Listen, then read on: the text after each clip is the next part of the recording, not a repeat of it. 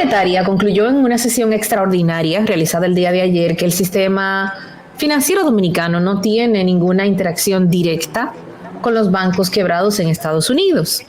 En la reunión orientada a tratar la situación que presentan los mercados internacionales luego de la anunciada quiebra y clausura de operaciones a los bancos Silicon Valley Bank y el Signature Bank en Estados Unidos de América, se destacó la fortaleza del sistema financiero de nuestro país. Vamos a conversar con el más esperado, Fabricio Gómez Mazara, para entender un poco mejor qué es lo que está pasando en Estados Unidos y de qué forma eso nos va a impactar, o si no nos va a impactar, y por qué sí y por qué no. Fabricio, claro, tienes tarea hoy. Ay, buenas tardes, chicos, sobre todo a Roberto, para enviar las buenas vibras para el partido de esta noche contra Puerto Rico. Bueno, duro, está invitado. Duro, sí. Cuando quiera. Sí, gracias por la invitación. Saludos por allá. Está bien, así será transmitido. Cuénteme de estos bancos o banquitos o grandes bancos que han quebrado.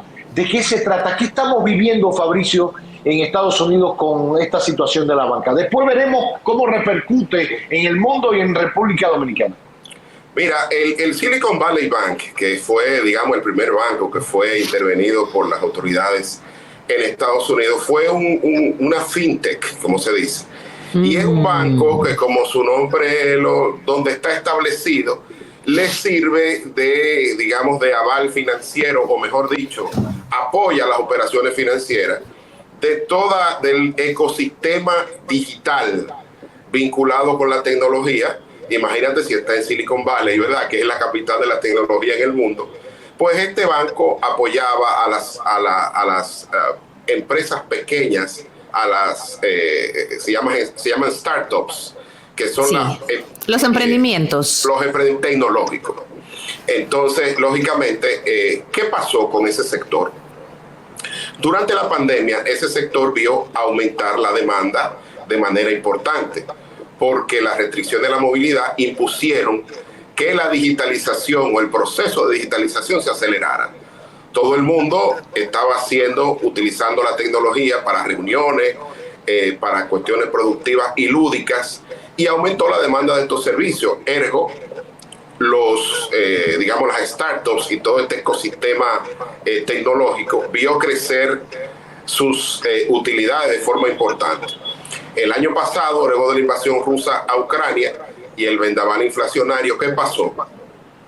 La inflación hizo que los hogares y las empresas, fundamentalmente los hogares, se concentraran en mantener el consumo en alimentos y bebidas no alcohólicas, dejando en un segundo plano los servicios, entre ellos los servicios tecnológicos.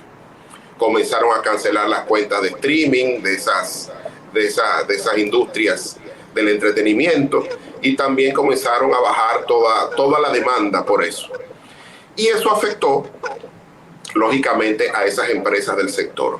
La banca, en el caso de Silicon Valley Bank, tenía cerca del 45% de sus activos financieros en títulos digamos, los Treasury Bills, que son los bonos del Tesoro norteamericano y de empresas AAA. ¿Y qué pasó? Los bonos tienen un valor inverso a la tasa de interés.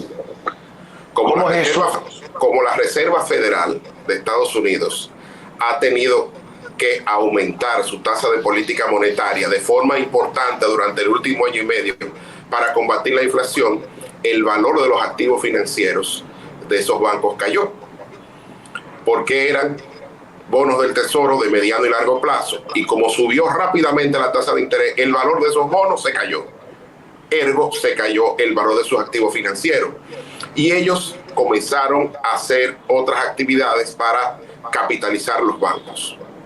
Comenzaron a moverse, incluso asumieron pérdidas vendiendo esos documentos a precio de mercado por debajo para responder a la demanda de efectivo de sus depositantes, y cometieron el error de que al final, cuando el mercado ya había intuido su pérdida de liquidez, hicieron una emisión de bonos que fue fallida. Anunciaron la venta de bonos para capitalizarse, y ya fue fallida porque en el mercado se había incorporado la información de que ellos estaban en una posición financiera precaria. ¿Qué sucedió después de esto? El Fondo Federal de Seguro de Depósito, que pertenece a la Reserva Federal de los Estados Unidos, intervino. Yo no sé si ustedes vieron la intervención, valga la redundancia, del presidente Joe Biden, que dijo que el salvamento se iba a hacer no con recursos de los contribuyentes, sino con el fondo de la Reserva Federal, con este fondo federal, valga la redundancia también, de seguro de los depósitos. Y así se hizo. El Silicon Valley Bank es el banco número 16 en tamaño de los Estados Unidos. Por construcción, no tiene la capacidad de generar riesgo sistémico. Incluso, miren qué ha pasado. Luego de la intervención, y hay que hablar de la intervención, porque a diferencia de lo que pasó en el 2008 con la crisis subprime, esta intervención solo salvó a los depositantes y dejó a los accionistas y a los administradores correr el riesgo propio del libre mercado. Es decir, perdieron. El valor de sus acciones se fue al piso y a los administradores se sacó sin aquellos paracaídas dorados que daban en el 2008, que sí, los tipos quebraban los bancos y salían multimillonarios. La presidenta del Tesoro, Janet Yellen, dijo que ellos habían aprendido la lección del año 2008 y que no se iba a volver a repetir. Hay que señalar que se salvó a todos los depositantes. El seguro a los depósitos en Estados Unidos solo es efectivo hasta los $250,000. Y en esa condición estaba menos del 20% de los depositantes. Por esa razón, se decidió salvar a todos los depositantes, porque es que eso tiene un valor estratégico. Claro. ¿Cuál es el valor estratégico de eso? Que ese es el ecosistema tecnológico que apoya la guerra tecnológica, valga la redundancia, que tiene Estados Unidos con China. Claro. Entonces ahí es donde se desarrolla, desde la investigación y el desarrollo hasta la provisión de servicios tecnológicos, se da en esa institución que tiene entre sus clientes a empresas como Spotify, por ejemplo, o a una empresa que es la mayor suplidora de bienes y de servicios para el iPhone, entre otras empresas. Imagínate dejar fundir o quebrar a esas empresas, implicaría un retroceso en el ecosistema tecnológico. Y hoy, que la guerra tecnológica que está librando Estados Unidos con China, imponiendo sanciones a la venta de microprocesadores y partes, y sancionando a todos los servicios y equipos de Huawei, imagínate si se produjera ese golpe, lo que significaría en términos estratégicos para la industria tecnológica, no solo de Estados Unidos, sino de todo Occidente. Entonces, esa es una de las razones estratégicas por las cuales se salvó. Y hay que decir que el Bank of America en las últimas 48 horas ha recibido más de $15,000 millones en depósitos provenientes de depositantes de las instituciones intervenidas, es decir, Silicon Valley Bank y Signature Bank, se convirtieron en sus clientes. Claro.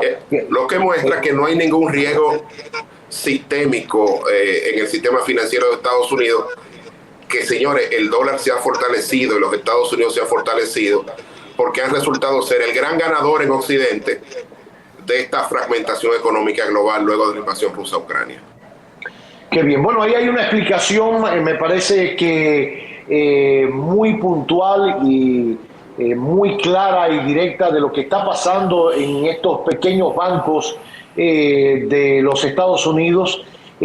Veremos ahora cómo eso repercute en la República Dominicana. Creo que la Junta Monetaria ayer, muy a tiempo, se sentó, evaluó y dio una información a la opinión pública. Mira, hay que decir que hay un efecto tamaño también. Nosotros el contagio a propósito de la gripe se da más vía activos reales, no por activos de carácter financiero. Recuérdense que en el 2008, en plena crisis subprime, que a diferencia de la actual, sí fue una crisis de magnitudes globales. Y sin embargo, el sistema financiero dominicano no se vio afectado. ¿Por qué? Porque nosotros no estamos conectados a través del mercado de valores internacional con el mercado financiero internacional. Nosotros vamos a los mercados financieros, fundamentalmente a los mercados de deuda, a colocar bonos, ¿verdad? Aprobados por el Congreso. Y aquí hay empresas internacionales que manejan portafolios y hacen operaciones de carry trade, que es aprovechando las diferencias de la tasa de interés internacional y local, aprovechando de que aquí hay una estabilidad cambiaria y hacen ganancias. Pero tampoco eso tiene efectos importantes sobre el sistema financiero dominicano, que está en uno de sus mejores momentos históricos. Hay que decir, cuando uno mira, por ejemplo, el índice de solvencia, que está cerca de un 16%, y las normas prudenciales le exigen solamente un 10%. En el caso de la liquidez, que está relativamente alta. Y un dato importante, la morosidad está en un 1%, la más baja en la historia del sistema financiero dominicano. Y las reservas internacionales del Banco Central están en cerca de 16.000 millones de dólares.